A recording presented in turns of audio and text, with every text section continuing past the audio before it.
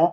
और मैं समझता हूँ कि सब काम को साइड में रख करके प्रथम प्राथमिकता में पेयजल की समस्या का समाधान करना अनिवार्य है। और सीतामढ़ी में जहाँ तक बात है, जो जाम की समस्या बनी रहती है जी, ये सबसे बड़ा मुद्दा हम लोगों के शहर का है। इसमें कारण क्या है कि इंक्लोजमेंट आज भी शहर में इतना बड़ा इंक्लोजमेंट है, इसको हटाने की जरूरत है। प्रशासन के द्वारा मैं देखता हूँ सीतामढ़ी में वो हमारे साथ बीजेपी के नेता है और उनकी दावेदारी सीतामढ़ी और परिहार दोनों में है।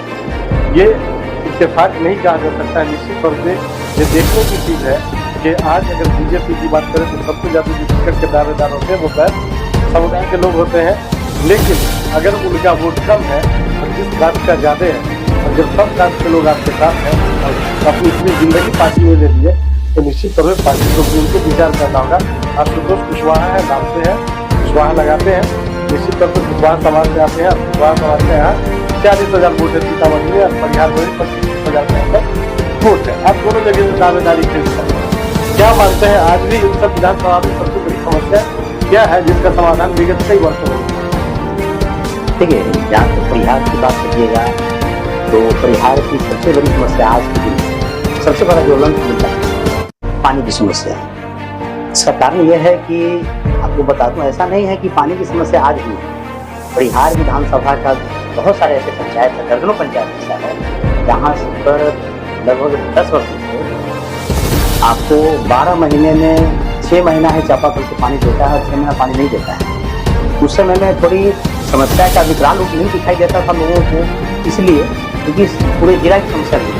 आज जो बरसात कम होने के कारण जो समस्याएं उत्पन्न हुई उसमें परिहार के पूर्व से ही पानी की समस्याओं का झेल रहा था, जो आज सबसे उच्च स्तर पर दिखाई दे रहा है कि पानी बहुत बड़ी समस्या है और ये मुद्दा आज भी है वहाँ पर।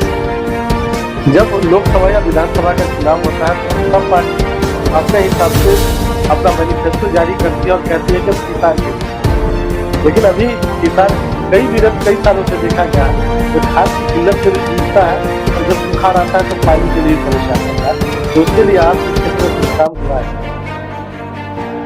पानी की समस्या के लिए जहाँ तक बात आपने फिर बोला कि सिंचाई के बारे में जी, देखिए दरअसल सिंचाई का मूल स्वरूप तो तभी कामयाब माना जाएगा जब हर खेत तक नाला की व्यवस्था हो जाए, तो नाला हो और फिर पानी डैम हो तब किसान को समय से पानी मिले। दरअसल है कि विभिन्न जगहों पर हम लोगों के क्षेत्र में स्लूइस गेट का निर्माण किया गया, लेकिन वर्षा न होने के कारण और वर्षा पहाड़ी इलाकों में भी वर्षा नहीं होने के कारण पानी तो है ही नहीं, तो स्लूइस गेट बनकर भी वो बेकार पड़ा हुआ है। इसलिए सबसे बड़ी समस्या वो पानी का आज भी है, जो किसान को लाभ नहीं मिल पाता है। आपको बता दें कि अगर किसान वहाँ अपना बोरिंग वगैरह भी करता है खेत में अपने सिंचाई के लिए, तो वहाँ लेयर इतने नीचे चला गया है कि 400-450 फीट के नीचे जाना पड़ता है पानी के लिए। तो वो सब किसान के पास का चीज़ है भी नहीं कि हम अपने लेयर तक अपना खुद का ढंग से अपना हम बोरिंग कर लें और सिंचाई की व्यवस्था करें। तो सरकार को इस पर ध्यान देना चाहिए। इस पर ध्यान देने की जरूरत है क्या कि सरकार ने पहल किया भी है। आपको बता दूं कि बहुत सारे ऐसे स्टेट बोरिंग वगैरह है, हम लोगों ने कई बार प्रयास करके जहाँ पूर्व से स्टेट बोरिंग लगे हैं उन सभी जगहों के बारे में जहाँ किसान की ओर से शिकायतें आती है उसको सुचारू रूप से चलाने का प्रयास हम लोगों ने किया है। लेकिन फिर भी स्टेट बोरिंग को अगर बढ़ा दिया जाए तो किसान को ज़्यादा सुविधा हो पाएगा, पानी की समस्या भी नहीं। स्वास्थ्य और शिक्षा की क्या स्थिति है? शिक्षा के क्षेत्र में निस्संदेह बहुत सुधार हुआ है। आपको ये नहीं कि मैं अपने दल के पार्टी के प्रतिनिधित्व के रूप में बोल रहा हूँ, ये वास्तविक सच्चाई है। आप किसी भी व्यक्ति से पूछिए, जानकारी लेंगे तो आपको बताएगा कि विगत 2 वर्ष पूर्व की शिक्षा की व्यवस्था को देखें और वर्तमान में देखें बहुत ही सुधार हुआ है और मैं समझता हूँ कि सराहनीय पहल सरकार। अभी विगत कुछ दिनों में देखने को मिला कि बिहार की जो लॉ एंड ऑर्डर है सबसे बदतर होती जा रही है सरकार को या प्रशासनिक अधिकारी। देखिए, इसका 2 नजरिया है। लॉ एंड ऑर्डर की स्थिति आप देखते होंगे इस विगत 6 महीना भी नहीं कर सकते, मैं समझता 2-4 महीने की स्थिति दिखाई दे रहा है। आपको बता दूं कि 20 वर्ष से एनडीए की सरकार बिहार में चल रही है। बीच में कुछ समय के लिए परिवर्तन हुआ था, फिर भी जो स्थिति लॉ एंड ऑर्डर का रहा बहुत ही सराहनीय रहा। लेकिन हम लोगों का व्यक्तिगत अपना मानना है कि आज जो विरोधी दल कहीं न कहीं की पूरी प्लानिंग के तहत साजिश है कि सरकार को बदनाम करने के लिए इस प्रकार से जगह जगह पर क्राइम किए जा रहे हैं। जो भी हत्याएं हो रही है, जो भी क्राइम हो रहा है, निश्चित रूप से मैं मानता हूँ कि तो फिर आप पुलिस इस पर कुछ एक्शन क्यों नहीं ले पा रहे?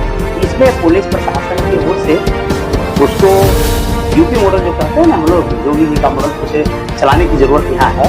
वैसे जो आदमी जो आतंकवादी के रूप में अपना काम करता है, क्रिमिनल के रूप में जो अपने आप को ये मानता है, अब आप तो देखे होंगे विगत इस 2 महीने के अंदर में भी जी। कि बहुत सारे ऐसे शूटर है जो कि क्राइम करता भी है और अपने आप को फोटो डालता है, जी। कोई लेटर भेजता है। तो कहीं ना वैसे कहीं वैसे तो कानून का डर तो नहीं है ना? देखो बता रहा हूँ नहीं, उसको कानून का भय नहीं है। यही कारण तो है कि आज के दिन उसका मन बढ़ा हुआ है। वैसे लोगों को इनकाउंटर करने की आवश्यकता है ताकि लोगों को कानून का डर रहे, बना रहे। खराब के कंट्रोल। आपके सीतामढ़ी विधानसभा में एक नदी है, ये सीतामढ़ी जो है एक धार्मिक स्थल है, जिसके लिए माननीय प्रधानमंत्री जी ने 800 करोड़ रुपया पुरौना है। लेकिन ये दुर्भाग्य है यहाँ के सांसद विधायक और नगर निगम के लखनदेई नदी नहीं गंदे नाले में क्या ये समस्या बहुत बड़ी समस्या है। आपने ठीक कहा कि धार्मिक स्थल के रूप में सीतामढ़ी तो अब आप सीतामढ़ी जो है ना, आपको बता दूं अयोध्या के तर्ज पे माता सीता का जो भव्य मंदिर बनना है यहाँ विकास होगा, वो तो होना ही है। आपको बता दें उसके अलावे भी मैं समझता हूँ कि रेलवे स्टेशन के लिए 274 करोड़ से अधिक की राशि उपलब्ध मतलब आवंटित कर दिया गया, जिसके रूप काम भी हो रहा है। फिर भी जो नदी की स्थिति है वो अच्छी नहीं है, उसको इस पर काम करने की आवश्यकता है। इसके लिए आप किसको जिम्मेदार माने, स्थानीय जनप्रतिनिधि या फिर बड़े नेता सांसद? देखिए स्थानीय जनप्रतिनिधि या किसी एक व्यक्ति विशेष को इसका आरोप लगा देना, कहीं न कहीं हम अपनी बात को उस स्तर तक नहीं रख पाते हैं, जिसके चलते समाधान नहीं हो पा रहा है। इसको आपके परिहार और सीतामढ़ी दोनों में भारतीय जनता पार्टी की विधायक और सबसे ज्यादा विरोध वर्करों के, क्या कारण है? आपकी पार्टी अनुशासन के लिए जानी जाती है, लेकिन उसी अनुशासन पार्टी का एक वर्कर यहाँ के वर्तमान विधायक का विरोध कर रहा है, क्या कारण है? देखिए दोनों जगह की दो बात आपको बता दूं। परिहार में 3 टर्म से श्री राम नरेश यादव और उनकी पत्नी गायत्री देवी की 3 टर्म से वहाँ एमएलए के रूप में है।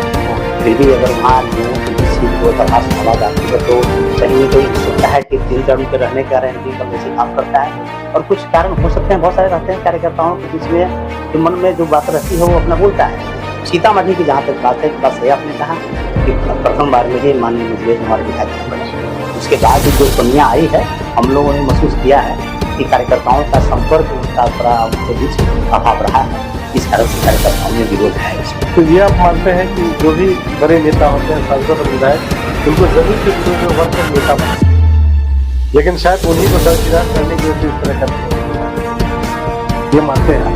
देखिए कार्यकर्ता को तो पार्टी टिकट देती है, बनाती है, कि सभी को सबका साथ सबका विकास करे, सबके साथ मिलकर करे।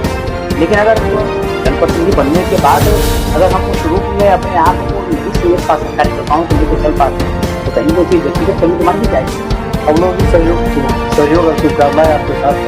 पार्टी आपको सिंबल देती है और जनता आशीर्वाद देती है, विधायक बनाती है, चाहे वो सीतामढ़ी हो या परिहार हो। विधायक बनते हैं तो चुनाव जीतने का आपकी पहली प्राथमिकता है। जहाँ तक रही बात, देखिए वो तो ये विषय जो आपका है, वो तो पार्टी हमारे यहाँ क्या है कि पार्टी जब टिकट देगी, चुनाव लड़ेंगे तो उससे बात का विषय होता है। लेकिन आपने सुबह जो प्रश्न जो आपने किया है कि बनने के बाद क्या एक रोड मैप तो होना चाहिए। लेकिन फिर मैं आपको बता दूँ, जो मैं सारी समस्या बताया, परिहार की जनता के लिए पानी की समस्या है, तो जो सबसे बड़ा मुद्दा है। और मैं समझता हूँ सब काम को साइड में रख करके प्रथम प्राथमिकता में पेयजल की समस्या का समाधान करना अनिवार्य है। और सीतामढ़ी में जहाँ बता दिया कि आज भी सीतामढ़ी में आपको बता दूँ कि ये जो जाम की समस्या बन गई, ये सबसे बड़ा मुद्दा हम लोगों के शहर का है। इसमें कारण क्या है कि इम्प्लॉयमेंट आज भी शहर में इतना बड़ा है, इसको हटाने की जरूरत है। प्रशासन के द्वारा मैं देखता हूँ कि महिला में कई बार नगर निगम के द्वारा एक बार निकलेगा को हटाने के लिए, फिर पुनः जहाँ जो जगह वाला है वहाँ लगा दिया है वहाँ, तो इसको सख्ती से पालन करने की जरूरत है। और रिंग बांध जो शहर का है उसका सुदृढ़ीकरण हो जाए। वास्तविक सच्चाई यही है कि रिंग बांध की चौड़ाई लगभग जैसा की जानकारी 100 से भी अधिक है, लेकिन सबको लोगों ने इंतजाम कर चुका है। अगर वो हट जाए और रिंग बांध को बना दिया जाए आवागमन का साधन, तो समस्या समस्या का सबसे बड़ा समाधान है। चलिए, आप बात करने के लिए